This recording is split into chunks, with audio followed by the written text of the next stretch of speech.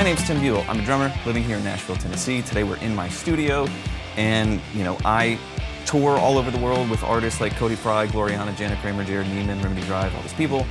The other thing that I love to do is build backing track sessions, and I've done a lot of different content over the years, whether it's YouTube videos or courses that I have, all about how to build tracks in Ableton.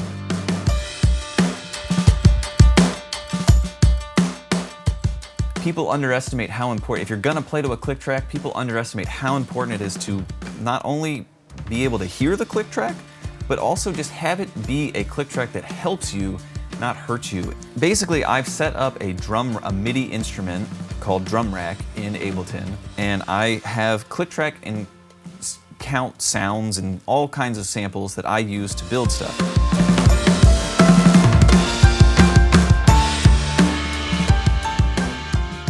There's a lot of people that can drum, there's a lot of people that can build tracks, but it's the people that, for some reason, when you do a gig with them and you get done, you just go, man, it was so easy working with them.